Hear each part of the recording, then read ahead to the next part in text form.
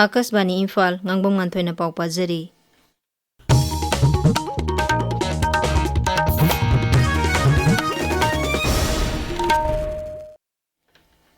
Raija sida lau singugi pothok sing hengatnaba ICAR na paikhatliba thorang singi matangda Mukhya Mantri Yumnam Khemchand ga ICAR Lamphel gi head S Basantana lucingba mihut kangbu amaga wari sanakhre. Mukhya Mantri gi secretariat ta unakhiba duga mari lenana Sri Khemchand na hai Raija sigi jila khudingmakta Krishi Bigyan Kendra sing thamduna ICAR na lau singugi pothok sing hengathanaba machang oiba thabak kya leptana paikhatli. Masina laumi singi haisingba hengathanduna pothok marang kainaba amadi maromdom hingjaba ngamnaba sangsilakli. Lau singubaga mari lenaba thabak sing mai pakna sangsilakpa simak ICAR gi tongan ba research amadi laumi singda matam gi oina tangai fadaba sing takpi tambibagi mahini. Mukhya Mantri Yumnam Khemchand na saruk yaduna Imphal West District Police Headquarters ta leiriba Khwangjeng Lairemba Lairembi haraubagi thorong asi pangthokre. Kunthani thoirak suba oina pangthokpa sahi gi oiba thorom asina lamdam asida tangdu leitaba purakpa mipum khudingmakpu phattaba singdagi ngakthokpiba amadi saukhatpa oirasanu haina Sri Khemchand hairi. Amaromda Mukhya Mantri Khemchand na ISKCON Manipur gi chairman Eknath Das na lucingba mihut kangbu amaga unakhre.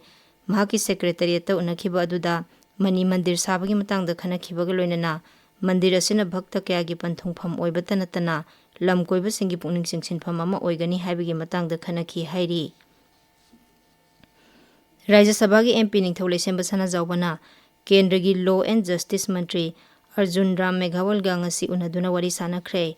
New Delhi da leba Mantri Arjun Ram Meghawal ga unakhiba aduda Manipur High Court ki order amaga mari lenana Regional Institute of Medical Sciences RIMS Imphal gi nurse humputare na thengnariba khudongcha daba singi matangda khanakhi hairi. Loinana hiramasi gi matangda miyeng changbina basu MP Leisemba Sana Jaubana Mantri gi pukning singsinki hairi. Mahabir Jayanti ga mari lenana Mukhya Mantri Yumnam Khemchand na Raija sigi miyamda yaifa paujel piri. Mahaki paujel da hai Bhagavan Mahabir gi mapokumona lakpada asumba ahingsa minungsi khangba amadi afaba lambida satpa haiba Bhagavan gi wakhalon aikhoi punna chenminasi. Masina lamdam asida tangdu leitaba amadi nungai yaifana aman amabu ikai khumnana leminaba ngamhangani. Numit asina lakpada Raija sigi miyambu nada yektaba nungai yaifaba amadi afaba thabak khudingmak mai pakpa oirasanu hairi. Numit asiga mari lenana Rajya Sabha gi MP Leisemba Sana Jauba hanagi Mukhya Mantri Nongthomam Biren singba miyoi kyana Manipur gi miyamda yaifa paujel piri. Amaromda Rashtrapati Draupadi Murmu, Uparashtrapati C.P. Radhakrishnan, Pradhan Mantri Narendra Modi, Lok Sabha gi Adyaksha Om Birla yauna lucingba kyana Mahabir Jayanti ga mari lenana leba asigi miyamda yaifa paujel piri.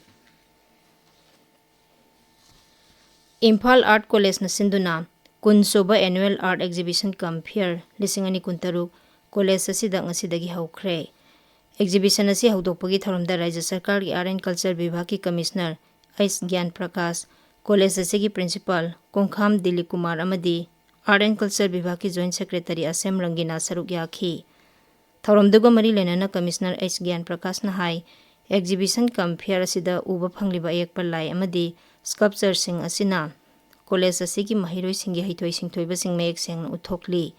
Miyamna su numit mangani sathagadaba Exhibition Cum Fair asi yengbiyo haina appeal tawkhi.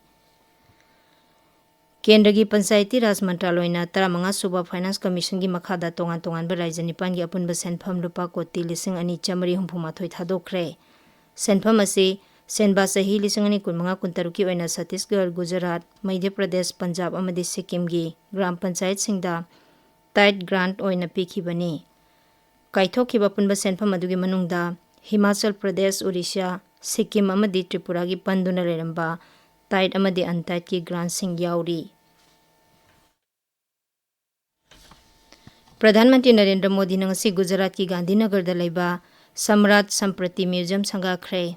Museum asi Jain Itihas amasung Samrat Samprati gi punsi wari amasung mahaki ahingsa gi paujel da kathokpo oina sabani. Thorang asi laiba asigi inakhullaba kala sanskriti amasung spiritual heritage semganaba sarkarna paikhalliba yamna maruoiba khongthang amani.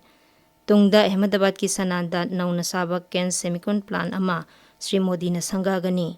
Paulo Jare.